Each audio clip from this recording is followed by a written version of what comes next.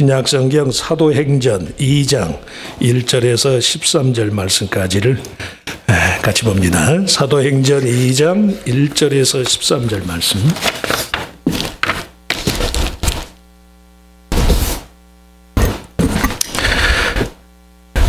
자, 사도행전 2장 1절에서 13절 우리 한 목소리로 같이 읽습니다.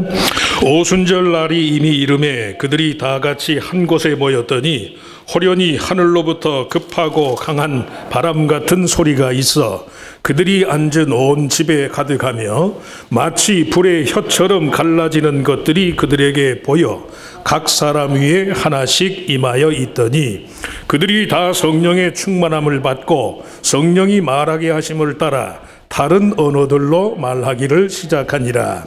그때 경건한 유대인들이 천하 각국으로부터 와서 예루살렘에 머물러 있더니 이 소리가 남에 큰 무리가 모여 각각 자기의 방언으로 제자들이 말하는 것을 듣고 소동하여 다 놀라 신기하게 여겨 이르되 보라, 이 말하는 사람들이 다 갈릴리 사람이 아니냐? 우리가 우리 각 사람이 난 곳 방언으로 듣게 되는 것이 어찌 됨이냐? 우리는 바데인과 메데인과 엘람인과 또 메소포타미아, 유대와 갑바도기와 본도와 아시아, 부르기아와 밤빌리아, 애굽과 및 구레네에 가까운 리비아 여러 지방에 사는 사람들과 로마로부터 온 나그네 곧 유대인과 유대 교회에 들어온 사람들과 크레데인과 아라비아인들이라. 우리가 다 우리의 각 언어로 하나님의 큰 일을 말함을 듣는도다 하고 다 놀라며 당황하며 서로 이르되 이 어찌된 일이냐 하며 또 어떤 이들은 조롱하여 이르되 그들이 새 술에 취하였다 하더라. 아멘. 우리 찬양대에 특별 찬송이겠습니다.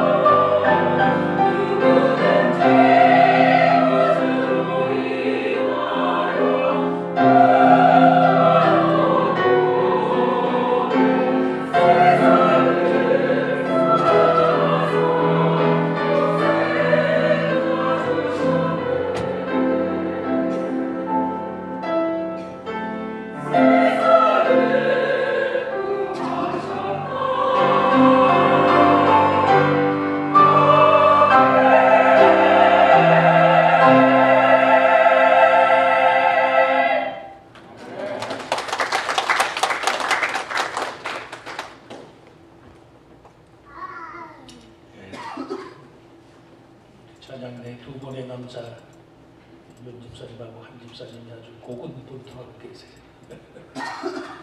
남자분들이 많이 좀 성가대 좀 조인을 하셔야 되는데 성가대원이 다 그렇지만 없는 수에 최선을 다해서 우리 남성 파트를 담당하는 우리 한 집사님과 윤 집사님 두 분에게 한번 격려의 박수 한번 보내세요.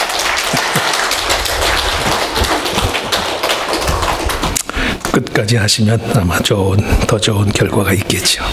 또 어느 분의 마음을 감동하셔서 또 조인하게 하실 수도 있겠고.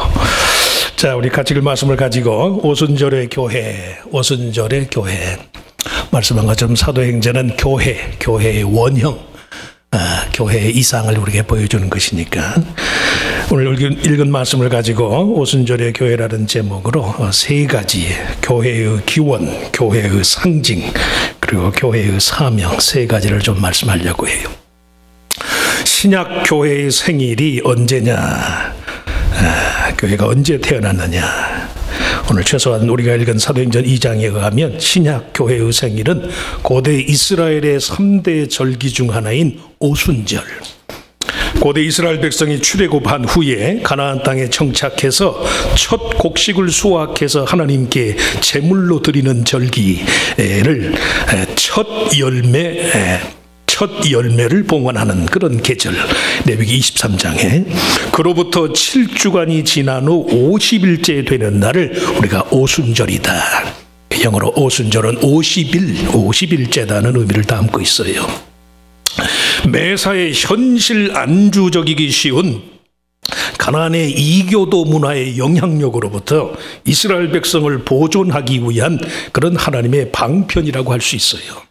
창조주 하나님께 감사하기보다 스스로를 위로할 목적으로 온갖 가무와 여흥을 일삼던 그 가나안의 유흥문화 대신에 유일신 여호와 하나님을 섬기면서 그의 기뻐하시는 뜻을 따라 삶을 살도록 하기 위한 하나님의 적극적인 배려와 간섭이다. 구약의 모든 절기가 그렇지만 특별히 오순절이 의미하는, 오순절이라는 절기가 의미하는 바가 그거예요.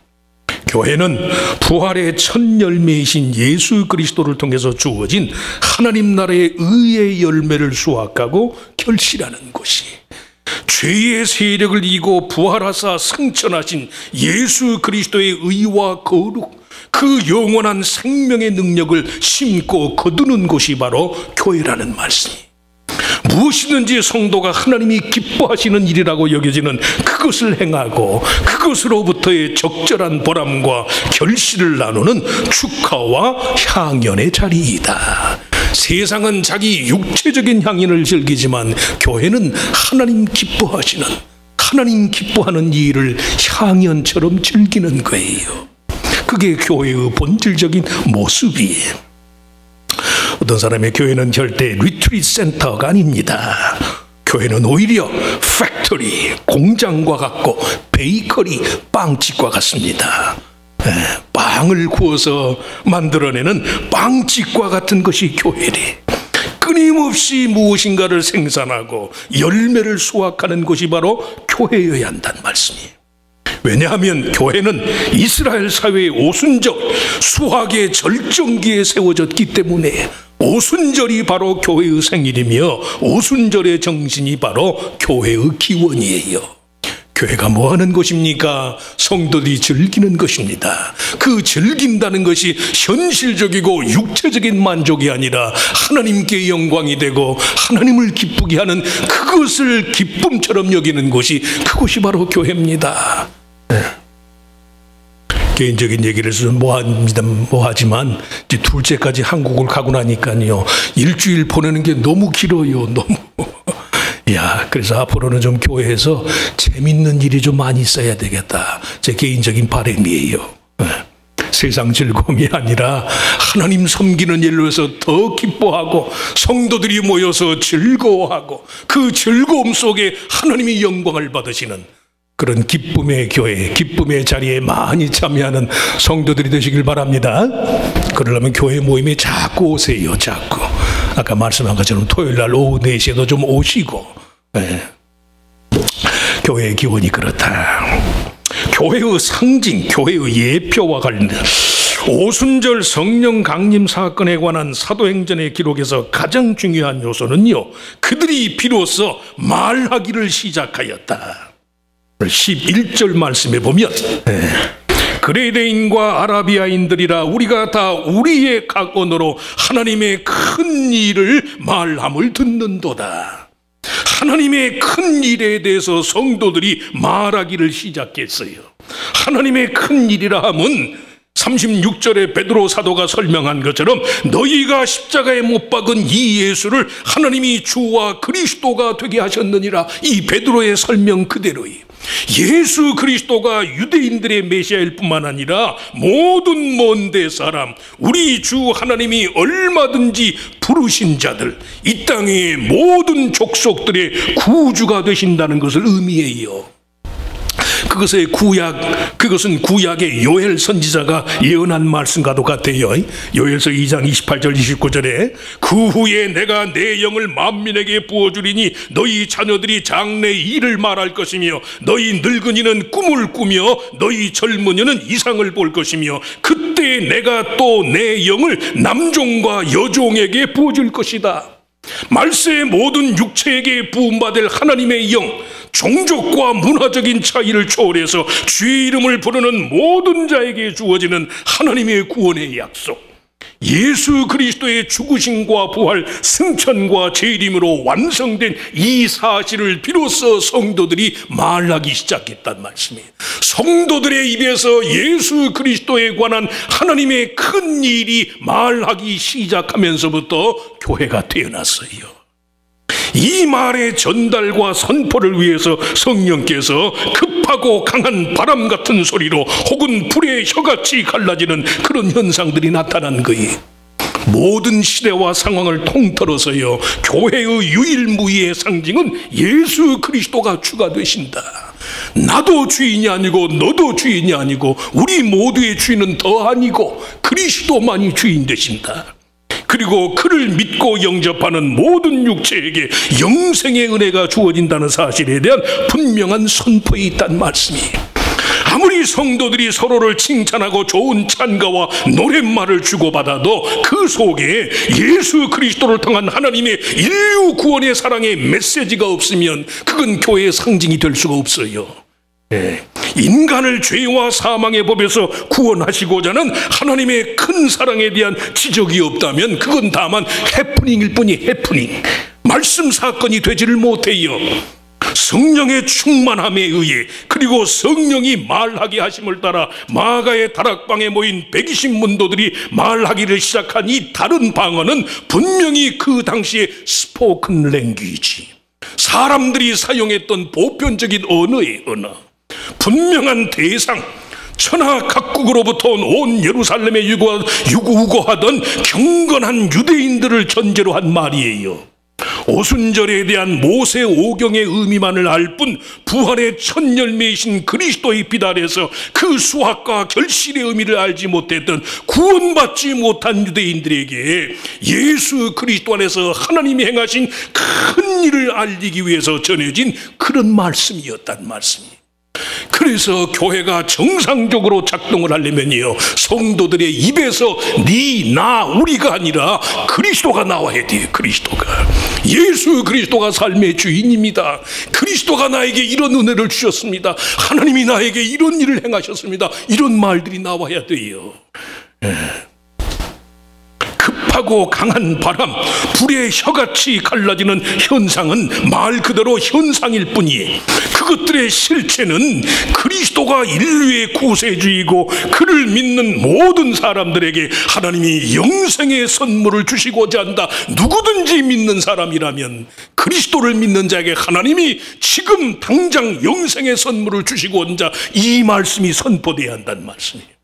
교회와 성도의 삶이요, 일체의 현상에만 집중할 뿐 하나님의 구원 역사의 실체를 보지 못하는 그런 일이 있어서는 안 된다는 말씀이에요. 그래서 모든 시대와 모든 상황을 통틀어서 교회의 상징은 말씀이에요. 이 말씀. 지금도 간혹가다 그런 분들이 있어요. 사도행전 2장의 말씀을 성령의 충만함을 받고 불의 혀같이 갈라지고 무슨 급하고 강한 바람 같은 소리, 바람 같은 소리만 집중하는 성도가 있어요. 불의 혀같이 갈라지는 현상에만 집중하는 성도들. So what? 그래서 비로소 성도들의 입에서 예수 그리스도 안에서 행하신 하나님의 큰일, 엄청난 사랑에 관한 말이 그들의 입에서 나왔다라는 말씀이, 현상과 실체가 달라요. 현상은 그림자거든 실체가 전부거든요. 실체는 하나님의 말씀이에요. 이 말씀. 이런저런 별의 별 사정과 별의 별 이유와 사정이 있다 할지라도 성도의 영혼을 구원하신 분은 예수 그리스도니까, 교회라면, 진정한 성도라면 그리스도를 중심으로 모여야 한다는 말씀이, 흩어진 마음들이 그리스도 중심으로 모이는 거예요. 인간은 다 그렇지만 저도 마찬가지로 상처를 주고 상처를 받잖아요. 믿음 생활이 사람 중심이 되면 현상만 보는 것이라니까, 그 사람 나한테 잘해주니까 교회 가야지. 물론 그럴 수도 있지요. 내가 교회를 찾는 이유, 내가 하나님을 찾는 이유는 예수 그리스도 안에서 하나님이 나를 이렇게 사랑하십니다. 그리스도가 교회와 성도의 삶의 중심이 되어야 한다는 말씀이, 우리들 자신의 자랑과 우리들 자신의 의는 다 허물어진다 할지라도 그럼에도 불구하고 그런 모순과 그런 역설과 그런 기막힌 사정에도 불구하고 저가 그리스도 안에서 하나님을 사랑합니다. 그의 마음과 그의 눈길이 교회를 통해서 하나님께 집중해 있습니다. 이 마음이 중요하잖아요. 이 마음이. 이미 다 자식들을 떠나 보내신 분들이야 제가 제사정에 저 세 발의 피, 조족지혈과 같은 것이겠지만, 그도 말씀하지만 둘째 가지 가고 나니까요, 우리 김경순 권사님이 집이 텅 비었지, 아까 저보고 그러시네. 집이 텅텅 비었어요. 텅텅. 이야, 아닌 게 아니라 소리를 하면 말이 울리더라니까. 이야, 딸 자식 바라볼 것도 아니로구나. 전부 다 알았어야지. 된 장로님이 일찍부터 터득하셨나. 주님만 바라봐야 되겠구나. 그리스도가 중심이에요. 그리스도가 중심인 교회가 되길 축원합니다. 그리스도가 중심인 성도의 가정이 되길 축원합니다. 그리스도가 중심인 성도의 영혼이 되기를 축원합니다. 아멘. 아멘. 세상은 변하고 사람은 상처를 주고 인간은 떠난다 할지라도 그리스도가 내가 세상 끝날까지 너희와 항상 함께 있으리라. 그리스도를 삶에 예수만 자랑하고 하나님의 말씀만 내세우고 인간적인 자랑 말고 그리스도만 자랑하는 교회, 그리스도가 상징인 교회, 그리스도가 예표인 성도의 삶이어야 한다. 마지막으로 세 번째는 교회의 미션, 과업이에요. 당연한 얘기지만 오순절 성령 강림 사건은 철저히 말씀 사건이 방언이 방언은 현상이에요. 현상. 실체는 말씀이에요. 말씀. 현상만 강조하지 말씀의 실체를 소홀히 해서 한국 교회가 이 모양이 났잖아요. 열왕기상서 19장 11절 22절에 따르면 호렙산에 선 엘리야 선지자를 향해 하나님의 계시가 주어질 때 크고 강한 바람이 산을 가르고 바위를 부수나 바람 가운데 여호와께서 계시지 않고 바람 후에 지진이 있으나 지진 가운데도 여호와께서 계시지 않고 또 지진 후에 불이 있으나 불 가운데도 여호와께서 계시지 않더니 불 후에 세미한 소리가 있어. 비로소 엘리야가 자신을 향한 하나님의 뜻, 하나님의 말씀을 들은 거예요. 뭐가 실체예요? 말씀이 실체예요. 말씀이 실체입니다. 같이 한번 따라서 해보시지. 말씀이 실체입니다.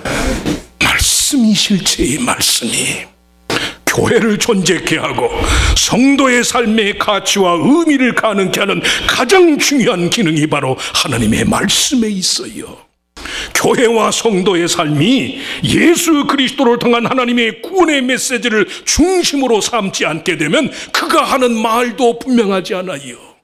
예수 없는 상태에서 말하는 사람 무슨 말하는지도 못 알아들어. 이런 말 저런 말을 다 해도 성도의 말의 최종 결론은 그리스도. 하나님이 나를 사랑하십니다. 이 많은 모순과 때로는 이 많은 불법과 이 많은 죄악에도 불구하고 그리스도가 내 삶의 중심이어서 예수 그리스도 안에서 나는 구원받았습니다. 예수가 없는 사람의 말은 불분명해요. 똑똑하고 잘난 척은 하는데 말이 알맹이가 없는 거지, 구원이 없고 생명이 없으니까. 메시지를 간직한 성도, 그리스도 안에서 하나님이 행하시고자 하는 그 큰 일이 자신의 삶의 주제와 목표가 되는 그런 교회와 성도가 되어야 한다는 말씀이, 이것을 위해서 무엇이든지 자신의 삶을 그리스도를 통한 하나님의 구원 계획과 관련을 맺도록 해야 돼요. 나 자신의 삶의 내용이 그것 자체로는 하찮은 것일지 모르지만 예수 그리스도를 통한 하나님의 큰 일과 관련을 맺게 되면 그 모든 것 속에 새로운 주제와 목적이 서게 되는 거예요.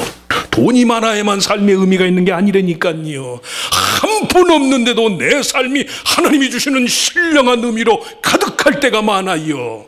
삶이라는 게 그렇잖아요. 목적이 바로 서면 삶은 끌려나가는 거예요. 경험들 하시잖아요. 삶이 그래도 내가 살아야 하는 한 가지 이유만 있으면 살게 되는데 그게 없다고 생각하니까 그때는 뭐 캔서라세라가 되는 거지요.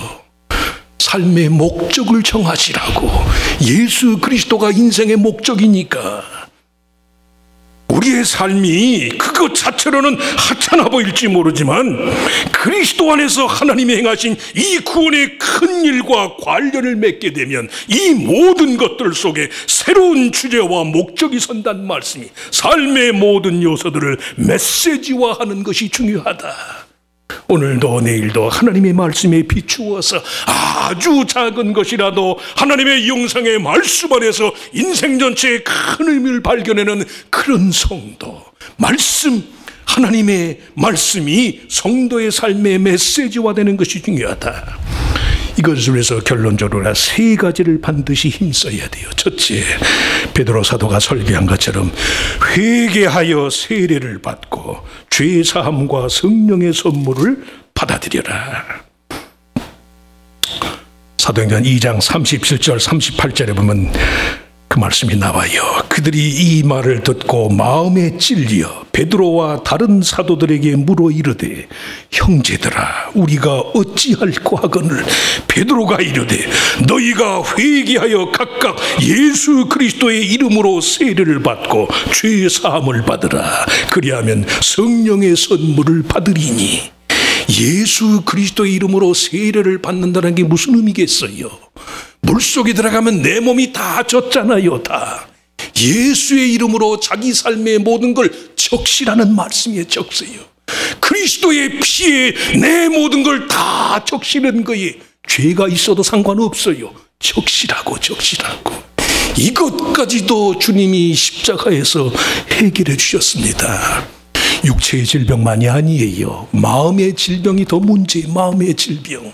사망은 죽음에 이르는 병이잖아요. 죽으면 어떡하나, 내 인생 끝나면 어떡하나, 그것까지도 예수의 이름으로 적시라고, 적시라고. 그리스도의 이름으로 세례를 받아 예수의 십자가의 공로로, 그 피의 공로가 내 인생 안팎의 모든 문제를 적셔버리게 되면 하나님의 사랑의 능력이 나타나요. 그러실 수 있길 축원합니다. 괜히 예수 믿는 거 아니잖아. 괜히 체면 때문에 예수 믿고 자존심으로 믿나요? 정말 내 인생에 문제가 있을 때 거기까지 그리스도의 피의 능력이 임할 줄 믿습니다. 피는 생명이니까. 죽을 자를 살리기 위해서 하나님이 그리스도 안에서 독생자가 피를 흘리신 거 아니에요. 그 피의 공로를 힘입는단 말씀이에요.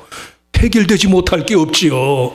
하나님의 아들이 당신의 목숨을 내어주셨는데 뭐가 해결이 안 돼요. 뭐가. 거기까지 다 적시게 하는 거예요. 다 몸뚱아리만이 아니라 내 생각, 사상, 감정, 의지까지도 그리스도 이름으로 회개하여 세례를 받고 죄사함과 성령의 선물을 받아들이는 결심을 가져라. 둘째, 예수 그리스도 안에서 주어진 하나님의 구원의 약속을 자신의 삶의 중심 메시지로 삼겠다는 의지와 결심이 있어야 한다. 사도행전 2장 14절에서 36절까지는 이 베드로의 설교를 신학자들은 캐리그마라고 불러요. The message. 사사로운 말이 아니야. 더 오직 하나님이 허락하시는 유일한 메시지. 베드로의 설교를 그렇게 불러요. 베드로가 누구예요? 3번이나 예수를 모른다고. 마지막 3번째는 땜 하면서 예수 이름을 저주하면서까지 주를 모른다고 그랬는데, 그 베드로가 변화받아서 베푼 오순절의 첫 번째 설교가 더 캐리그마, 그 말씀이라니까요. 그 말씀. 하나님이 오는 세대와 모든 성도들에게 반드시 들어야 할 말이 베드로의 이 설교다. 사도행전 2장이 더 캐리그마. 베드로의 탁월한 성서 해석 방법 때문이 아니, 3번이나 예수를 부인했던 그를 자신의 몸된 교회를 위해 수제자로 삼아주신 그리스도의 사랑을 받아들여 다시금 제자의 영예를 회복한 베드로의 결심과 의지 때문에, 그 베드로의 입에서 나온 첫 번째 설교가요, 더 캐리그마, 더 메시지, 반드시 있어야 할 메시지가 된다는 말씀이. 그래서 예수 없는 말은 무의미하다니까요. 마지막으로 하나님의 말씀을 귀로 듣는 메시지만이 아니라 삶으로 체험하고 증거하는 고백의 메시지로 삼아라. 말씀은 귀로 듣는 게 아니에요. 마음으로 내 신앙 고백으로 듣는 거예요. 왜 과학자들이 성경을 이해하지 못하나요? 왜 이성주의자들이 성경에서 하나님의 역사를 보지 못하나요? 성경을 대하는 자세가 글러먹었거든. 이건 합리적인 얘기가 아니야. 성경에서 뭐 이치를 찾으려는 게 아니에요. 성경은 고백이에요. 고백. 신앙 고백. 신앙 고백. 바벨론의 그 캄캄한 절망의 세월서도 빛이 있으라 하니 빛이 있었고, 그 빛이 무슨 빛이겠어요? 인간의 심령, 존재의 밑바닥에서 내 삶은 심연, 고통의 심연에 있다 할지라도 내가 믿는 하나님이 내 인생의 빛이 될 줄을 믿습니다. 창세기의 빛은 물리적인 빛이 아니에요. 근본이 잘못, 프레포지션, 전제가 잘못된 게 심령의 빛이에요. 심령. 고백이 오늘한 말씀이, 우리들 각자가 하나님의 구원 역사의 주인공이 되기 위해서요, 자기 자신만의 분명한 신앙 고백이 있어야 돼요. 사도행전 맨 마지막 43절에서 47절, 믿는 사람들이 다 함께해서 모든 물건을 서로 통용하고 재산과 소유를 팔아 각 사람의 필요를 따라 나눠주고 날마다 마음을 같이하여 성전에 모이기를 힘쓰고 집에서 떡을 떼며 기쁨과 순전한 마음으로 음식을 먹고 하나님을 찬미하며 온 백성에게 친송을 받으니 주께서 구원받는 사람을 날마다 더하게 하시니라. 귀로 들어서 이런 일이 가능하겠어요? 내가 깨닫고 논리적으로 이해하면 가능할까? 천만의 말씀이죠. 하나님의 말씀을 마음으로 듣는 성도, 모든 성경 말씀에 대해서 그 심령이 반응하는 성도라야만 이렇게 살 수 있어요. 구원의 메시지를 온몸으로 경험한 사람들이 함께 써내려간 아름다운 신앙 고백의 이야기야. 하나님의 말씀이 내 삶의 일부가 될 때라야만 성도의 삶 자체가 메시지화 된다는 말씀이.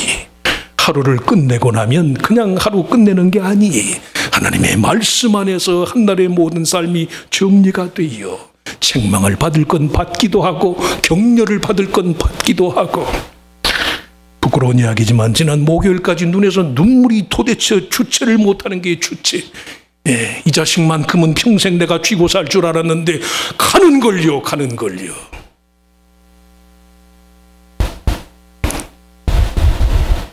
그러나 삶으로, 그래서 인간은 유한하고, 그래서 피를 나눈 네 혈육이라도 네 곁을 떠나지 않느냐. 어쩔 수 없는 거지요. 이해하시고 들으세요. 이제 이제 부모가 되는 법을 제대로 배우는 단계에 있는 부모 초년생이 하는 이야기니까 우리 권사님들, 장로님들은 이해하고 들으시라고. 내 삶이, 하나님의 말씀이 내 삶의 일부가 돼야만 한다는 말씀이. 그래서 하나님이, 그래서 주님이, 그래서 성령님이 스스로가 살아온 삶의 메시지가 증거가 될 때라야만 성도가 일생토록 하나님의 뜻에 붙들리는 삶을 살아요. 귀로 듣는 성도가 되시지 말란 말씀이에요. 모든 하나님의 말씀을 심령으로 고백으로 하나님의 말씀을 귀로 듣는 메시지로만이 아니라 삶으로 체험하고 증거하는 고백의 메시지가 될 때 하나님께서 저를 비로소 성도라, 그와 같은 성도들이 모인 곳을 비로소 하나님이 나의 교회라, 하나님의 뜻 안에서 세워지는 교회, 하나님의 뜻 안에서 세워지는 성도의 가정, 하나님의 뜻 안에서 세워지는 부모 자녀 간의 관계, 이런 은혜와 복을 다 누리실 수 있는 저와 이름이 되시기를 주의 이름으로 축원합니다. 축원합니다. 하나님, 교회의 기원이 하나님의 뜻에 말씀에 있음을 믿습니다. 믿음 생활을 한다고 하면서도 아직도 하나님의 말씀을 내 육신의 귀로, 논리로, 자기중심적인 편견으로, 때로는 물질적인 이해관계로 이런 식으로 하나님의 말씀을 들을 때가 너무도 많습니다. 말씀이 마음의 신비에 새겨질 때라야만 우리가 비로소 하나님을 만나게 되고 성도가 성도되고 교회가 교회되는 줄로 믿습니다. 우리의 마음을 항상 감동해 주셔서 정말로 성도로서 내 삶이 하나님의 말씀의 일부가 되게 하시고 하나님의 말씀이 또한 내 삶의 일부가 되는 은혜가 있게 하여 주시옵소서. 사람의 판단도 감정도 기분도 누군가에 대한 이해나 관계성도 입장이 달라지면 서로 변할 수밖에 없는 것이 인생의 한계인 줄 믿습니다. 그러나 우리를 향한 독생자가 십자가에 달려 죽으시기까지 그 피 한 방울 물 한 방울을 쏟으시면서까지 우리를 향한 구원을 완성하시기 위해서 행하신 하나님의 뜻, 하나님의 말씀은 결코 변함이 없는 줄 믿습니다. 이것저것 혼돈스러운 것에 대한 집착을 버리게 하시고 오직 하나님의 말씀만, 그 말씀이 육신을 입고 오신 예수 그리스도만 내 삶의 근본적인 해결인 줄 믿습니다.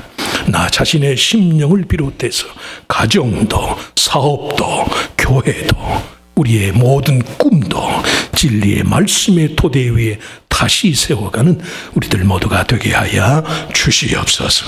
그 일이 행해진 이후에 비로소 우리가 알지 못하는 신령한 하나님의 은혜의 공급이 우리의 삶에 있는 줄 믿습니다.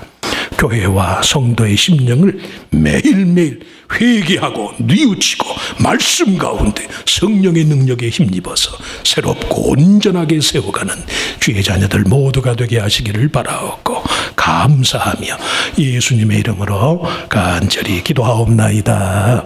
아멘. 아멘. 자리에서 일어나셔서 우리 주기도문 송가로 예배를 마칩니다.